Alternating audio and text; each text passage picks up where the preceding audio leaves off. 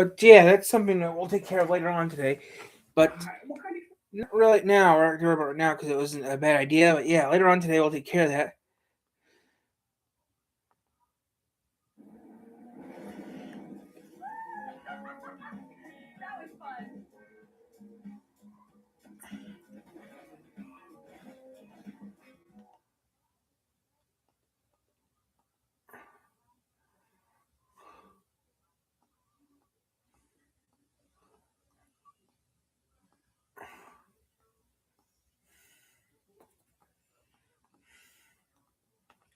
But the thing is, though, we're just doing this for a little bit. Then we're gonna do some other stuff later a little bit. But yeah, this is pretty much the first thing we're gonna do. Customize your own power distribution at Larson Electronics. We build to. Hello, I'm Sunny Williams. I'm up here on the International Space Station. So this is Node 2. This is a really cool. I don't care. I don't know what to say or really do, but I really want to make some.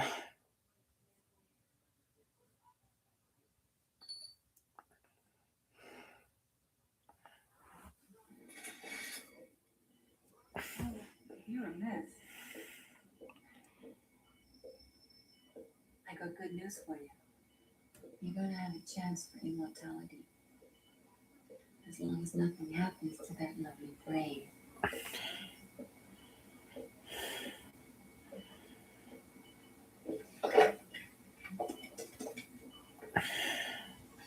Dr. Wellman? It's Vex. I'm afraid we lost our patient. Yeah, he just expired. Contact the organ harvest team. Make it fast. We've got 6 minutes before the brain's useless.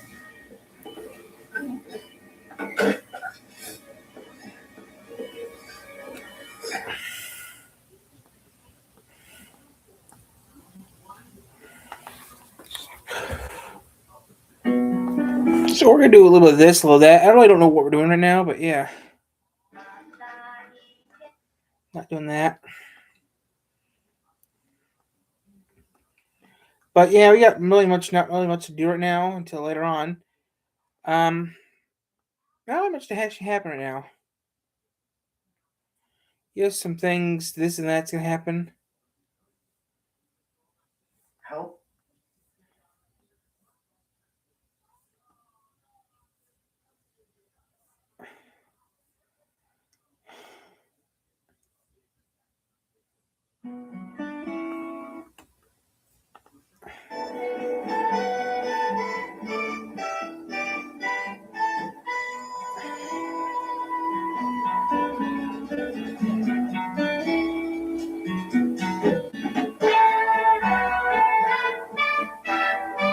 I'm gonna pop that.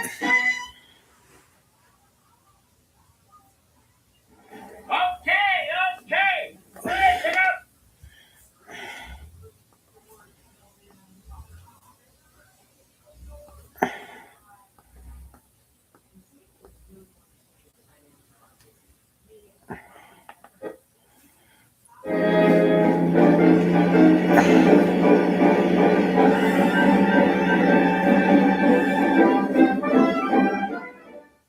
Facts about the Volkswagen Beetle, Herbie, from The Love Bug.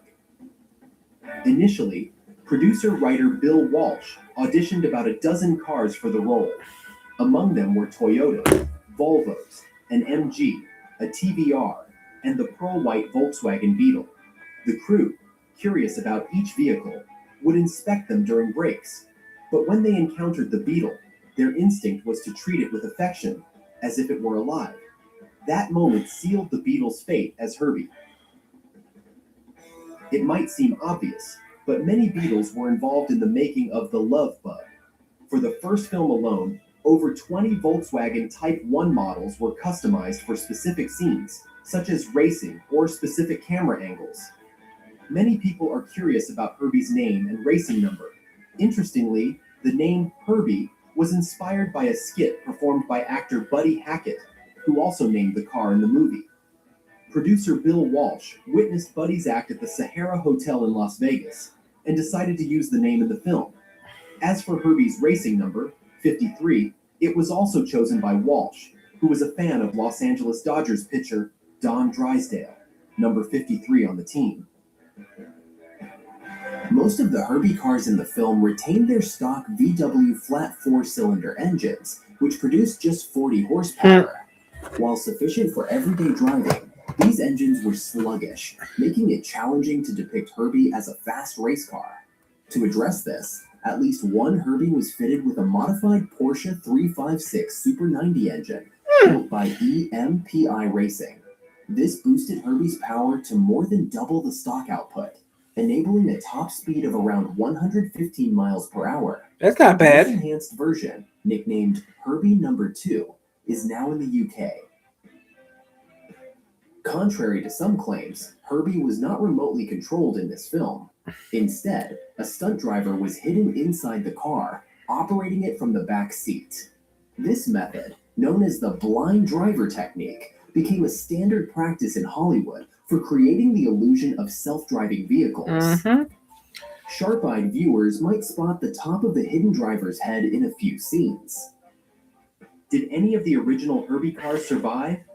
While most were lost or destroyed over the years, at least 2 original cars are known to exist today. One is the stunt car used in The Love Bug and Herbie Rides Again. The other is the Racing Herbie, which retains its custom modifications and remains in excellent condition. In 2022, a Herbie car from Herbie Goes Bananas sold for a record-breaking $212,500 at auction, Wow. making it the most expensive VW Beetle ever sold. One curious detail about Herbie's design was the absence of the Volkswagen logo. The production team did not obtain licensing from Volkswagen to use the branding, so Herbie appeared without any emblems. Nevertheless, car enthusiasts immediately recognized the Beetle's distinctive silhouette, proving that the car's charm didn't depend on its badge. This omission didn't diminish Herbie's appeal. The Beetle's friendly design, nicknamed the People's Car, resonated with fans, inspiring many to customize their vehicles in homage to the lovable movie star. Yeah, put 53 in the door and you're good. Featured the L87 Pearl White My version was engine, 53Q. but unlike standard Beetles, it boasted a Mine had 53 interior. Mine had Q. This non-reflective interior minimized light glare on camera during filming. Authentic Herbie replicas often include this rare detail, distinguishing them from factory models. The Beetle's exterior was adorned with a patriotic red, white, and blue stripe, alongside the iconic number 53, emphasizing its racing spirit. Herbie's license plate, OFP857, wasn't just a random combination of letters and numbers. It stood for Our First Production, August 1957, a subtle nod to the beginnings of the Love Bug franchise. Guys, pretend like you're holding up the building box. I'm glad I don't have Progressive as a sponsor yet on my channel because I don't want Progressive as a sponsor on this channel. This channel is a pretty small channel.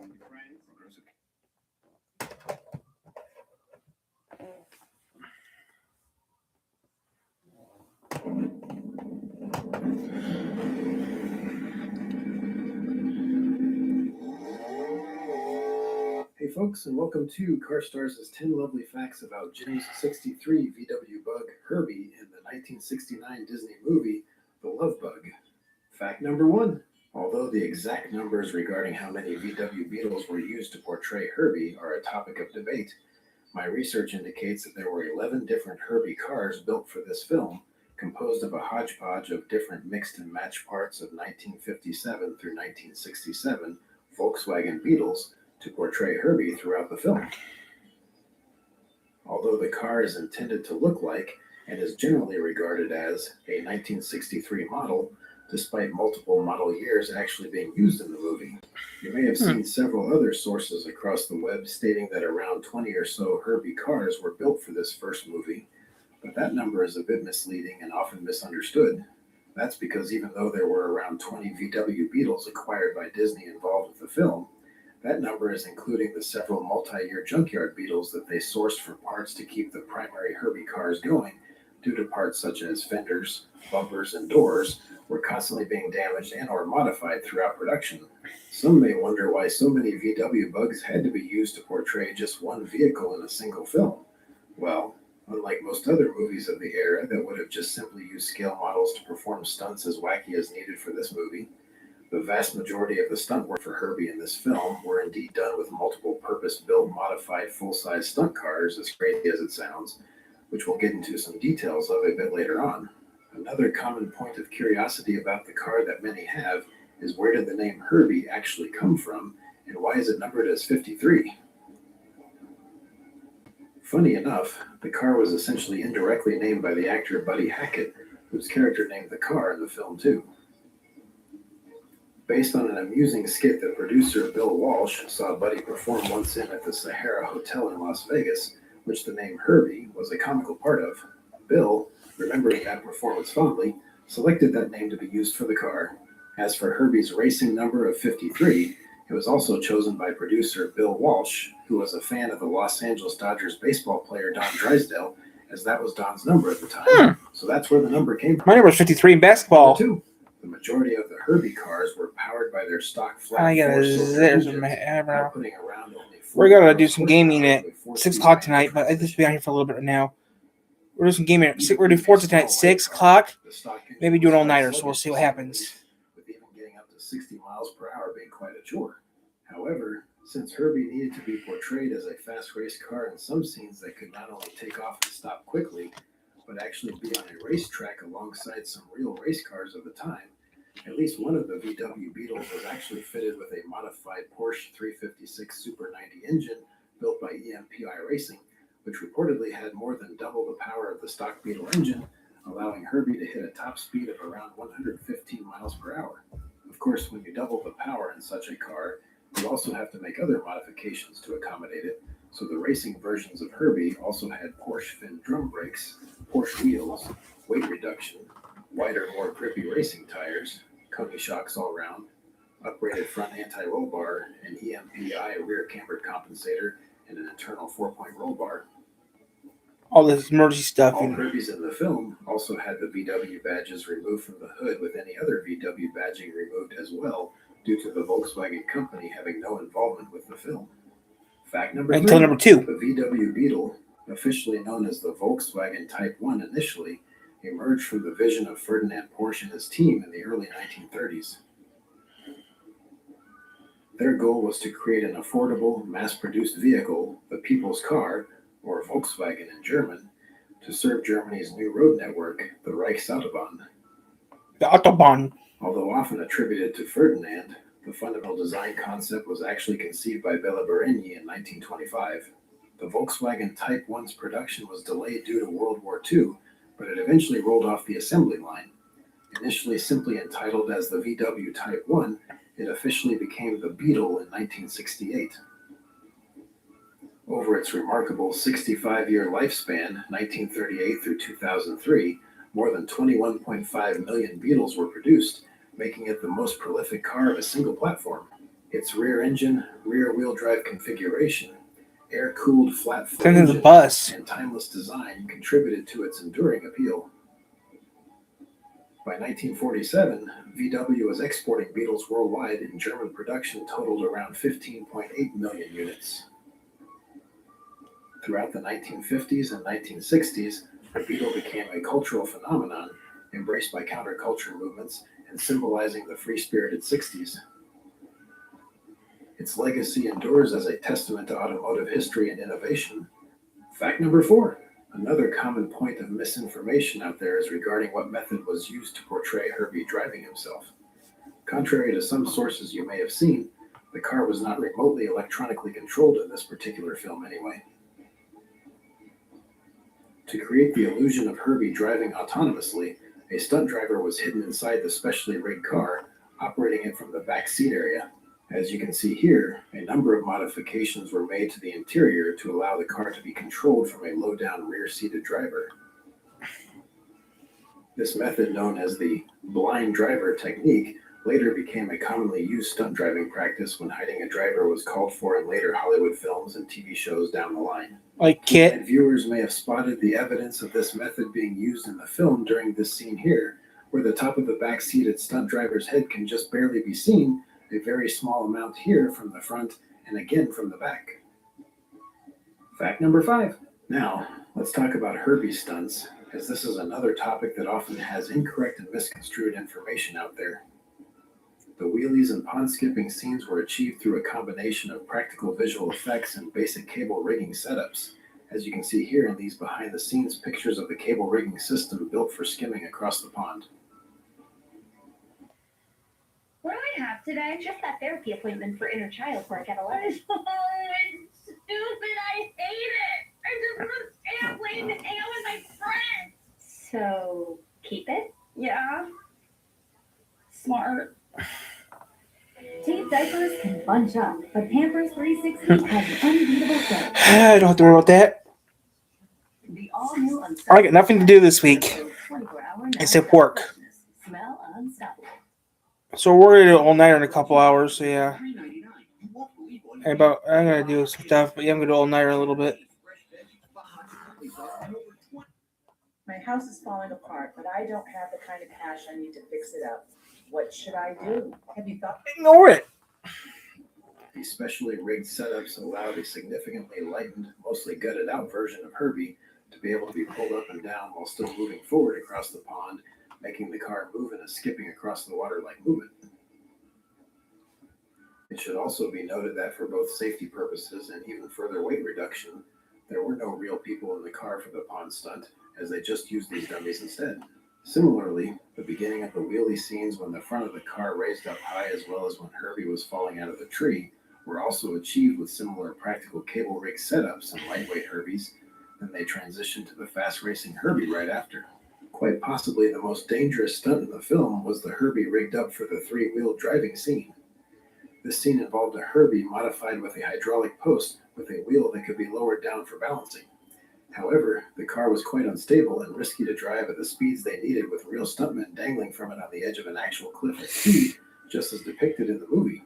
This particular scene is often referred to as the infamous missing number 53 error scene, due to the fact that they forgot to put the number 53 racing number on the door of this particular stunt car, which can be plainly seen by viewers as an obvious consistency error in the scene. The ending of the final race in the film was also done practically with full-scale Herbie Beetles that were actually cut in half, with each half of the car being drivable with their own engine and steering wheels. These three-wheeled cars were extremely unstable to drive, however, and flipped over multiple times, even with the legendary stunt driver Kerry Lofton driving when attempting to hit the speeds that they wanted for the scene. Fact number 6. The comical sounds that Herbie makes in the movie were originally created by sound effects supervisor Jimmy McDonald. He came up with the sounds for Herbie's signature whimsical beeping horn and even the squirting oil sound. Also, his so-called long crash tire skid sound effect from the tortoise and the hare was used for Herbie's tire skids when he was sliding around corners in a comical cartoon-like manner. As for the engine sounds we hear coming from Herbie in the film, some were indeed recorded from the VW Beetles, used to portray Herbie, but the film's sound designers also creatively blended the real engine sounds with exaggerated studio-created sound effects to emphasize Herbie's childlike, bubbly personality. Fact number 7. So, did any of the original Herbie cars survive the movie, and do any still exist today, you ask? At least 2. Well, although most of the original Disney movie Herbie cars built have since been lost in time over the 55 years since The Love Bug was made, and of course a few were destroyed in the making of the film itself. Impressively, there are at least a few survivors out there that we know of that still exist today. Some sources state there may be as many as 3 to 5 of the original Herbie cars still in existence today. However, I was only able to find proof of 2 at present in my searches. If anyone has proof of others that are still left out there from the original film besides these 2, feel free to discuss it in the comments below. One of the surviving cars, and quite an unlikely one at that, was the stunt car that was ran off of the road late in the film and also hurtled down the rocky mountainside. This car is known as the number 10 car from the first Herbie film, and was then used once again as the number 11 car in the following Herbie movie entitled Herbie Rides Again. Although the car was pretty trashed and non-running after its involvement in the films, it was partially restored just enough to be drivable again later on, and still is today, surprisingly. Wow. The other surviving car that I was able to find information on was the hopped-up racing Herbie car, also known as car number 2, and it is still in excellent condition today and retains all the custom aforementioned modifications made by EMPI Racing as well. This was also a fairly unlikely survivor, considering all of the aggressive driving it performed in the film and the risks involved in doing so repetitively for a movie production such as this. Fact number 8, and for any of those who think old Herbie may have lost its appeal in recent years, check out which car was the most expensive VW Beetle ever sold at auction to date. Yep, it was indeed a Herbie movie car. This particular Herbie was one that was used in the 4th installment of the series, which was the Herbie Goes Bananas movie, and was one of the Herbie cars that were rigged up to be driven from the rear seat, also known as the number 6 car for that film. Although it is indeed one of the authentic cars from the 1980 movie, it has had a number of aftermarket changes since, but that certainly didn't stop it from selling for a beyond premium price at auction. Believe it or not, this unrestored, dried-out former movie star of a car that spent many years just hanging from the ceiling at the Planet Hollywood Casino in Las Vegas sold at Heritage Auctions in 2022 for a record-shattering $212,500. Fact number 9, as you might expect, based on the fact that The Love Bug was the second highest grossing film of 1969, many fans have created their own Herbie replica cars over the years, so there's a good chance you've probably seen one around before. One notable, well-done Herbie replica example would be this gem here, residing in New Jersey, and it looks like it has a lot of attention to detail put into it for sure. Here's another quite accurate, excellent Herbie replication residing in a collection all the way over in South Africa. Yep, Herbie was a worldwide phenomenon for sure, with replicas all over the globe, folks. Fact number 10, much as with the full-size replicas, there are even more options when it comes to the scale model world, as the public's love for this movie car has led to many manufacturers over the years producing several different scales of both die-cast and plastic model kits. Probably the finest example in the die-cast space would be this exquisitely detailed and very accurate 1/18th scale Hot Wheels Elite model. Although this is certainly the highest detailed die-cast model I have seen of Herbie, unfortunately it is not on the retail market any longer, and they typically sell for more than $250 on eBay. One decent die-cast alternative, however, is this other 1/18th scale model from a brand called Solido. Sure, it may not be as detailed or quite as accurate as the previously mentioned premium Hot Wheels Elite model. However, this one is on the current retail market and can be had for around the $60 mark.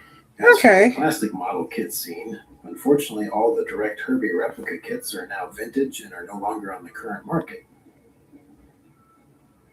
However, the best classic VW Beetle kit out there currently that you could use as a base to customize into a Herbie replica model would be this 1/24th scale model kit here from Revell that can be had for around $35. I will put links to the 2 currently available models. Revell, I heard of Revell. Revell's pretty neat. And for those of you who haven't seen it yet, I also have my own diecast car channel named Show and Tell Diecast that I display and detail my diecast models that I add videos to also. I will include a link to the diecast channel in the video description below for those interested. Well, there you have it, folks. Thanks for watching. Yep. Oh, looks like Maybe I'm gonna pee real quick. I better make guys have to pee. Mom, I won't think I'm weird, but yeah, I gotta do some stuff, guys. I gotta pee real quick. I'll be back in 5 seconds, guys. I have to use the restroom real quick. Back in a second. I have to use the restroom real quick. I'll be back in a minute. So we're just killing time before we have to do you know what. I gotta pee.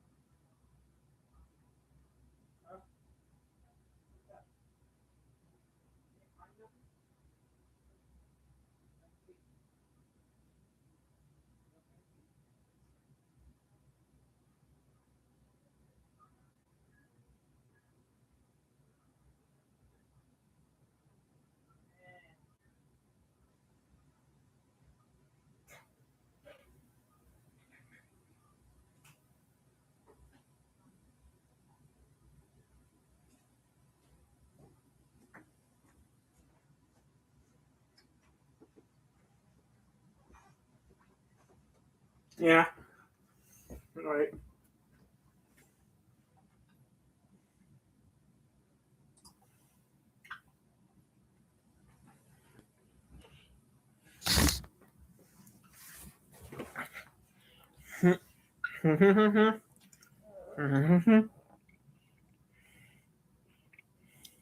Where's the exit in the Amazing Digital Circus? Well, in episode 7, we find out that the exit was just an adventure, but I was wondering if there's an actual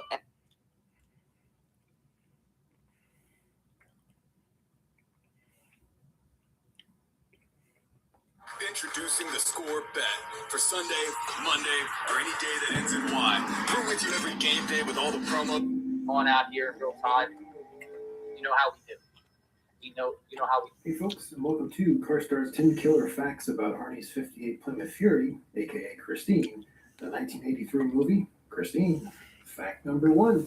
As per producer Richard Kobritz, 24 cars in total were purchased to build the 17 different cars to portray the 1958 Christine Plymouth Fury throughout the movie. Of the 24 cars sourced, only one was already a real Fury, with the rest being 1957 through 1958 based Belvederes or Savoys, modified to look like Furies. Yep, even back in 83, Furies were quite rare, and there's a reason for that, which we'll touch on a bit later. Each Christine was built up for a specific purpose. Some are restored to look brand new, some to look older, some for stunts, some for camera cars, and others optimized for speed and handling, since all the actors chosen for the film were essentially unknown at the time and therefore low cost. A hefty 15% of the $8 million budget was allocated to the cars and the car work alone. Also, if you've ever wondered why all the other cars of the opening factory scene are all white except Christine, like I sure was myself the first time I saw this movie years ago, well, this was because normally, the real Plymouth Fury's exterior only came in sandstone white with gold anodized trim and a buckskin beige interior. So, Christine's red on red color combo with the dark-line chrome trim was indeed a custom ordered job. Of course, it's more fun to just think that Christine changed herself to the red theme to look more evil. This picky girl certainly likes attention choosing that bright color scheme in that case. Fact number 2. Most of the Plymouths portraying Christine were powered by either 318 or 350 V8 engines, sending the power to a button-controlled 3-speed automatic transmission. However, some of the stunt cars did have performance upgrades to give a little extra kick for those aggressive tire-smoking stunt scenes like these. Even though the cars were plenty powerful and sounded pretty good too, it was decided that Christine needed to sound even meaner. So those deep roaring engine sounds that you hear in the film were actually recorded from the engine of a 1970 Mustang 428 Super Cobra jet instead. Fact number 3. A real from the factory 1958 Plymouth Fury is quite a rare car today, with only 5,303 ever produced. The Fury was the highest performance trim available for the Belvedere at the time, so it was a popular model and they sold pretty quickly. At this point in time, it's estimated there's only around 150 Furies left out there. As per Haggerty.com estimates, a mint condition 58 Fury is worth around $75,000 as of today. Their rarity becomes quite apparent too if you actually try to go on the hunt for one, even online. For instance, if you try going onto the popular classic car listing websites such as ClassicCars.com, BringATrailer.com, or Classics.autotrader.com, you'll rarely find any listed. At the time of creating this video, there are none available on any of these popular sites for sale. One of the biggest factors in why so few remain today is due to their extreme rusting out issues. As portrayed in the movie, if left unprotected, it doesn't take long for these cars to end up as rust piles like this. Fact number 4. Interestingly enough, the excellent Christine damage regeneration scenes were an afterthought after the movie was already completed. Since they felt it would get the film an extra special touch, special effects supervisor Roy Arbogast was given 3 weeks to devise a way for the car to rebuild itself so they could work that footage into the final movie. To accomplish this task, Roy and his team created full-scale soft plastic molds from one of the Christine car bodies, including the whole front end, doors, rear end, and bumpers. The base car was then stripped of its engine and interior to install hydraulic pumps and cables that, when actuated, hold in the plastic panels to result in the simulated bend and deformed damage that looks similar to metal. Then, the footage of the bending plastic was played in reverse, making it appear as if Christine was repairing herself. It would sure be hard to imagine this movie without those great regeneration scenes, so I'm sure glad they were able to do it and pull it off so well as they did. Fact number 5. The the tricky and dangerous fire stunt scenes were worked out by stunt coordinator Terry Leonard, who also drove the car for those stunts as well. As if it wasn't hard enough to drive a blacked out Windows car aggressively at night, driving a car completely engulfed in fire adds a whole extra set of complications. The car that was prepped for the fire stunts had a built-in oxygen system along with multiple layers of heat protection as well. Of course, Terry wore a fire suit additionally. The raging fire was so intense that Christine stalled out while Terry was backing out of the burning building, as the engine couldn't get enough air to keep running, which is why we see the car come to a stop briefly before the next scene of the car driving over the gas pumps. The latter portion of the fire scene, when the fiery Christine ran down Buddy, was done by coating the body of the car with rubber cement so they could keep the car burning long enough for that excellent chase sequence. Boy, did they ever pull off those fiery scenes incredibly well. Fact number 6. The nighttime interior dialogue scene with Arnie and Dennis was originally going to be recorded with a mock-up car attached to the front of a semi-truck driving at high speed. However, that plan proved to be unsuccessful as the noise generated by the semi and wind was far too loud. Not to mention, the actors didn't like it at all either and felt it was too unsafe of a setup, and rightfully so. Who would want to be in a wheelless half car bolted to the front of a semi-truck doing 80 plus on the highway? Yeah, bad idea. So they went the more sensible route and created a typical studio setup to simulate that the car was driving fast instead, to great relief of the actors, especially Keith Gordon, who played Arnie, who really didn't like the prior frightening setup. Fact number 7. Of the 17 Christines built from the 24 source cars, only 3 survived the film, and as of today, only 2 are known to be left in existence. One of the 2 cars remaining is this blacked out windowed stunt car, currently owned by Martin Sanchez, who keeps it on display for all to see at the Peterson Automotive Museum in Los Angeles, California. The other car, which was the only pure Plymouth Fury acquired for use in the film, was the one most often used as the beauty car for close-up shots and such. This Christine Fury is by far the most famous of the 2 survivors from the movie and has traded hands multiple times, as well as resided in a few museums along the way. Most recently,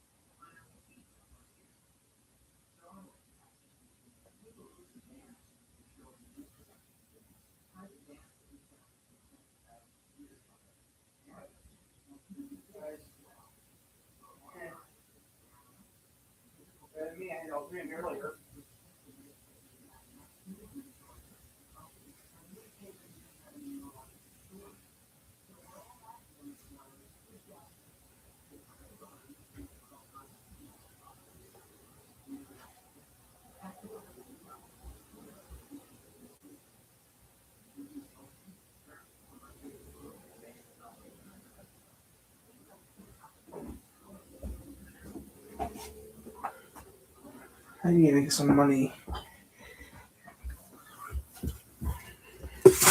Are you all-nighter still? I'm still doing all-nighter, maybe. Yeah. I'm still doing all-nighter. I don't have to do nothing for hell in about an hour. I have to get things in about an hour.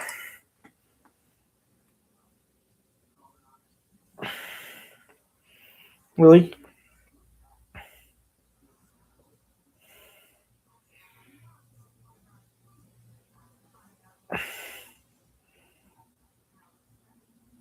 I just need to check one thing out real quick, guys.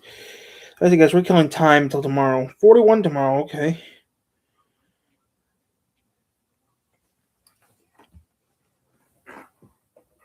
the car was on display in the Rochester Auto Museum in Rochester, New York, up until they closed a few years back. After the Rochester Museum closed, the Christine Fury was sold once again and was auctioned off at the Saratoga Auto Auction in September of 2020, where it sold for a tidy $275,000. Fact number 8. In addition to those only 2 left intact screen-use Christine Furies, there are a handful of what I'm going to call screen-use Franken-Christine cars that have been built by fans. And what I mean by a Franken-Christine car is that after this Carnage Pack movie was finished, it of course produced literally tons of vintage Plymouth scrap that needed to be hauled off and put somewhere. That somewhere ended up being the scrapyard at Bill and Ed's Auto Wrecking in Fontana, California. Quite an unusual sight to see a big wad of freshly painted yet partially crushed cars lying around in a junkyard, isn't it? When classic Plymouth buffs got wind of where all these cars were laid to rest, and also that this scrapyard only charged $100 per pickup truck's load worth of parts, there was a mad rush of scavengers bolting out there to snap up as much as they could. A number of die-hard Christine fans created entire Christine replicas from those mini scrap parts. Thus, the Franken Christines were born. So in a way, there are a few other screen-used Christines running around out there. Sort of. A fine example of one of these resurrected Christines is this one owned by a New Yorker named Joe Caldwell. This thing now looks immaculate too, and has a cool added touch of a green light emitting from the engine bay that's visible through the grille. Ooh, creepy. Another equally impressive example is this one owned by a Christine superfan by the name of Bill Gibson, who tours his revived Christine around the country to various events and such, along with a bunch of other cool Christine movie memorabilia. Bill has practically made a career out of his rescued and professionally restored Christine that now looks about as factory fresh as one could imagine. One last little tidbit about Bill's Belvedere turned to Christine Fury car is that its factory build date was on Halloween Day back in 1957. Wow. That's just spooky cool there. Fact number 9, in addition to the few Christine replicas made from the parts of the screen-used Christines, there are some sizable fan groups of the movie and car out there, with members that have created their own Christine Fury replicas that occasionally get together both in person and online to show off their Christine recreations. One such group, and possibly the biggest one out there, is the one named the Official Christine Car Fan Site, which is now organized by this Facebook group. This group is certainly the most active one currently, and does provide info regularly for some of the biggest Christine-related events. The most recent event being last month when there was a 40th anniversary Christine showing, and Bill Gibson even showed up with his Christine. Fact number 10, and for us diecast model fans, we fortunately have lots of Christine model options that have popped up from a number of different manufacturers in recent years. Probably the best overall quality Christine model you will find out there to date is this excellent 1/18 scale one from Auto World. This beauty is full. That's good. Thank you so much to. You better not be stupid like the last person I watched was.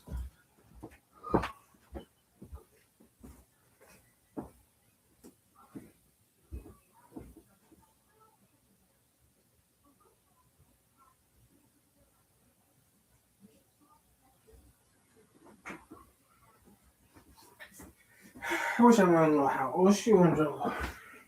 I would have some my car.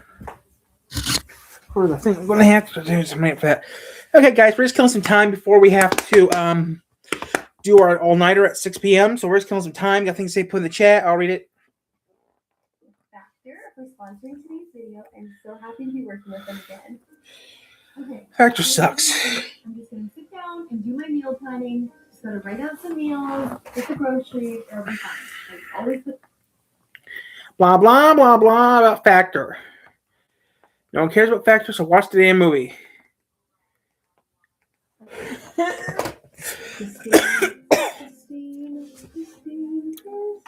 That's not the right name, I know. Popcorn in bed. Classic movie, Christine. Ooh. This feels like a cozy fall night watching a spooky movie. John Carpenter. Isn't he the one that did The Thing, which is one that I just could not bring myself to watch? I don't like The Thing. It's crazy how this sound of the engine is frightening me. You don't know about car. If you don't know about cars, you have problems, girl. This is a spooky movie. Based upon the novel by Stephen King. Yes. Okay. Wow. I didn't read it. I was going to read Christine one time, but it's too thick. Bad to the bone. Detroit, 57. 1957. Detroit. I know I should know what kind of car this is. Lincoln? Nope. It's a Plymouth. It's a Plymouth. Is it a Mustang? Corvette? I'm just naming all the cars that I know. It's a Plymouth.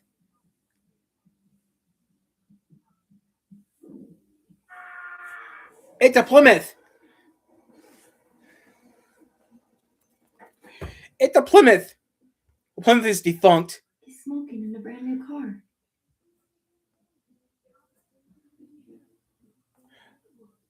Ooh, I thought he died.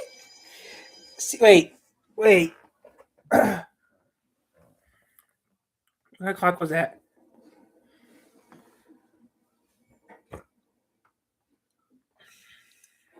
He's smoking in a brand new car.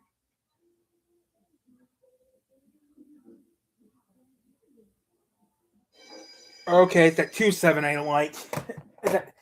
It's that 2.7 I don't like. Shit! Is it a Cadillac? That sounds right. It's a Plymouth. How would it have done that to him? 1978? Is that what that just said? That's noise pollution. What you doing? You might as well be dumping toxic waste on our lawn. I just want to know what she's getting when she sees Buddy Repperton. Oh, Arnie. Pissed off at them taking job. Like it embarrassed me. Or embarrassed them when their stupid ball will raise down. You fix it for free. Last night we were playing Scrabble, and it's like neck and neck. We blew my dad away early. So right at the end, I had this choice of putting down ratio or fellatio on a triple word score for 24 points. She won by 7 points. She said obscenities. Neighbors been out the truck. Don't do that. Now that we're gonna be seniors, I figured it's about time that we got you laid. Huh? You need a girl to get laid. Oh, what about Gail Justin? I don't like her mustache. What do you care for little hair in your mouth, huh? How about Sally Hayes? She's a sophomore. So what? She's a walking sperm bank. I know. Oh. I don't think they have the minimum deposit. Carol, your life savings. I can't believe you just called someone that. Come on, Arnie. Oh. Maybe I'm just beat off.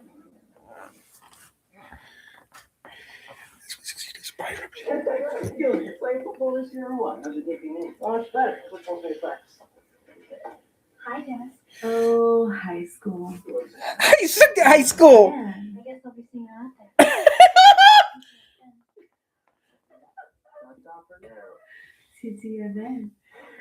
I wouldn't put that in my mouth. I don't know where it's been. Oh, high school. Cal, say it again. Having trouble with your locker? No. I just see a new girl. She's perfect. And you know how fussy I am. Well, I never noticed you were fussy. I dropped the kind of so she comes. Give me something for my lap, would you? I would like to get involved with the river. She's beautiful. I love her outfit. What do you think about admitting Red Shining to the UN? You already did that. Think it was a good idea? I want to have deep, meaningful sex with her. Look at her, big miss. You got nothing to lose but your virginity. Can you give me a hand with this? He doesn't have a chance. I immediately like Dennis. There you go. Rockbridge High. He's nice to Arnie, even though they seem to be in different social circles. You seen Arnie? Buddy Repperton has his lunch. Hi, Dennis. If it's yours, let him have your name. Take it, Arnie. Let's go eat. That's all you gotta do. Come on. That guy cannot be in high school. Come on. Jerks. That's funny, buddy. So funny. Then Woo! real tough guy. You wanna go for it? No. Knife up my what? Tell the knife up. You wanna make me put it down? Yeah, you got a knife and he doesn't. In my book, that makes you a chicken. Put it down.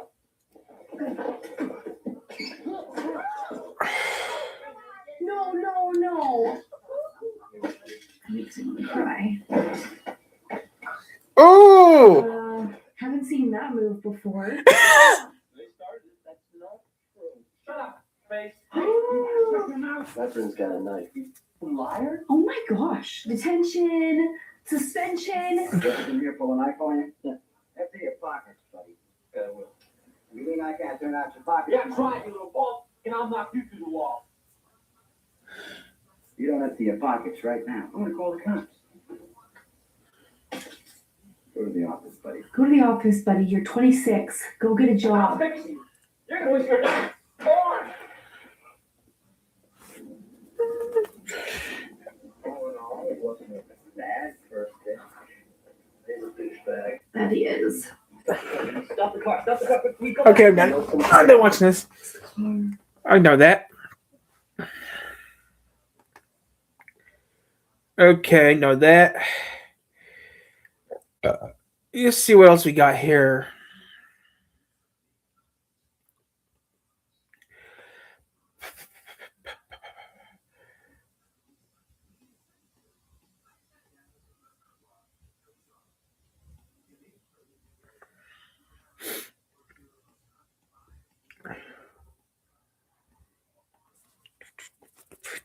This is the hearing aid. Hey, bitch. All Now, right. PTZ cameras are very popular in courts, but there is some concerns about privacy. Obviously, in courtroom proceedings, You can make some videos. I got less than an hour before I have to actually start recording, which is okay, I think.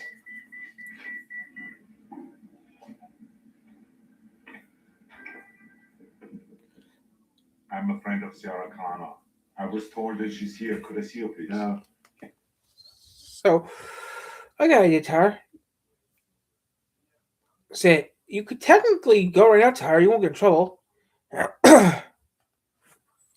Rockstar Games is giving away some free money for Valentine's Day in Grand Theft Auto Online. I'll be telling you what's happening and more all in this video today. So if you haven't started planning, if you've got a Valentine in your life, you need to get on it because that's happening in just a few short days. But if you're already ahead of schedule, you've got Valentine's Day solved, well, then you can enjoy some things that are going on in Grand Theft Auto Online. The first thing that What, Devin's house? They're giving away some free money via this new Valentine's Day adversary mode that they introduced. It's called Deadline Duet.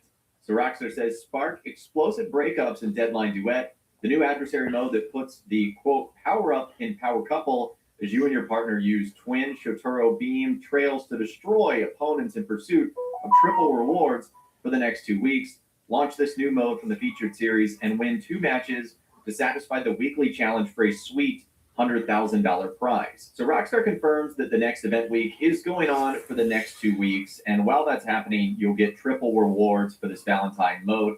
I tried it, and I'll be honest with you, A, I'm not very good at it, but B, I don't think it's a very good mode. First of all, your teammate does not have the same light trail as you, which is very confusing.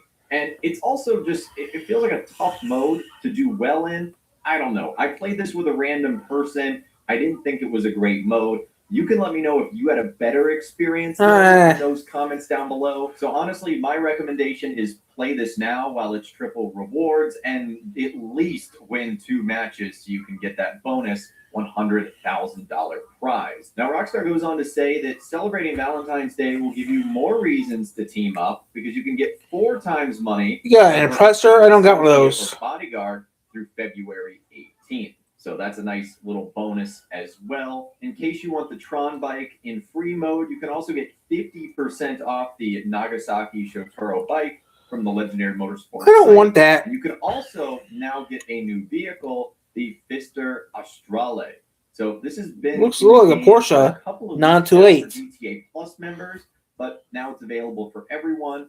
Rockstar says the Pfister Astrale, few things from the 90s are as glorious as you remember then. The Pfister Astrale is one of those, a throwback 2-door sports car, perfect for couples that swerve trends and fads on the inside track to a cult following. Porsche 928. With innovation by providing customization options from HAL Special Works and missile lock-on jammer capabilities don't hurt either. Buy one from Legendary Motorsports. Now, Rockstar's also giving away some freebies too. You can slip into the Valentine's onesie, which Rockstar says you and your sweetheart can be pretty in pink. Log in anytime now through February 18th.